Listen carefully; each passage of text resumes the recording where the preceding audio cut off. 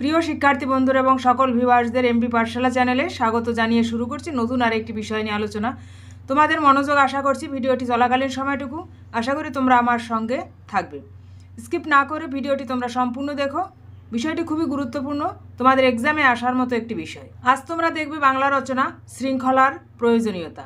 রচনাটি আমি সেন্টেন্স আকারে এখানে নিয়ে এসেছি।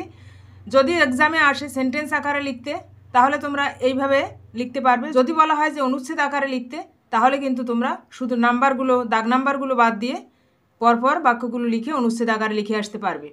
তাহলে চলো ভিডিওটি দেখে যদি তোমাদের কাছে ভালো লাগে বা হেল্পফুল মনে হয় অবশ্যই তোমরা তোমাদের ফ্রেন্ডসদের শেয়ার করো এবং লাইক করো। তোমাদের একটি লাইক আমার উৎসাহ করবে ভিডিও তৈরিতে এবং কমেন্ট করে তোমাদের ফিডব্যাক জানিও।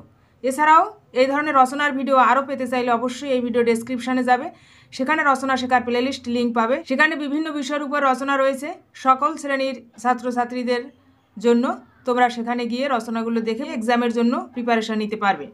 এছাড়াও থাকবে basic Bangla, spoken English, Bangla ব্যাকরণ, ইংরেজি গ্রামার এবং ছোটদের সহজপাঠ শেখারও প্লেলিস্ট লিঙ্ক। যার যে বিষয়গুলো প্রয়োজন সেই ভিডিওগুলো দেখো, নিশ্চয়ই তোমরা উপকৃত হবে। আজ শুরু করছি বাংলা রচনা শৃঙ্খলার প্রয়োজনীয়তা। 1 নম্বরে দেখো, শৃঙ্খলা শব্দটির অর্থ হলো প্রতিদিনের যে কাজকর্ম তা সঠিকভাবে সঠিক নিয়মে নির্দিষ্ট সময়ে করে যাওয়া। 2 নম্বরে প্রকৃতির নিয়ম অনুযায়ী শৃঙ্খলার অর্থ হলো যেমন প্রতিদিন দিনের শেষে সন্ধে, সন্ধ্যের পরে রাত, রাত শেষ হয়ে ভোর, আবার নতুন দিনের শুরু। প্রকৃতির নিয়মের মধ্য দিয়ে এই ক্রিয়াগুলি প্রতিদিন ঘটে চলেছে। 3 নম্বরে দিনের বেলায় সূর্যোদয়, আবার সন্ধ্যায় সূর্যাস্ত, রাত্রের আকাশে চাঁদের উদয় ও অসংখ্য তারা ঘটিত মহাকাশ, এসব ঘটার মূলে রয়েছে প্রকৃতিগত শৃঙ্খলাভাবে পৃথিবী ও চাঁদের পরিক্রমণ। 4 নম্বরে একটি নির্দিষ্ট সময়ে বিদ্যালয় শুরু হয়। পঠন পাঠন শুরু হওয়ার আগে ছাত্রছাত্রীরা সুশৃঙ্খলভাবে সমাবেত হয়ে জাতীয় সঙ্গীত গায়।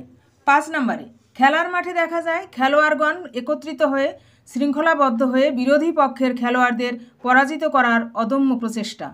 6 নম্বরে শিক্ষাক্ষেত্রেও দেখা যায় পরীক্ষায় পাশ করা বা প্রথম স্থান অধিকারের জন্য ছাত্রছাত্রীদের নিয়ম মেনে শৃঙ্খলা মেনে অধ্যাবসায় চালিয়ে যাওয়া।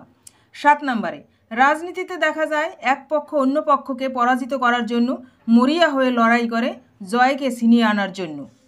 9 নম্বরে আজকের ছাত্রছাত্রী আগামীকালের দেশে নির্ভরযোগ্য নাগরিক। ছাত্রজীবন থেকেই শুরু হয় সামাজিক জীবন এবং পারিবারিক জীবন ও সামাজিক জীবন, এরকম সকল ক্ষেত্রেই শৃঙ্খলাবোধের ভূমিকা খুবই গুরুত্বপূর্ণ।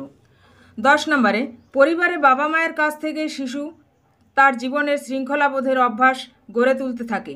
কাজেই সুশৃঙ্খল নাগরিক হতে গেলে শিশুকাল থেকেই নিয়ম শৃঙ্খলা মেনে চলা উচিত।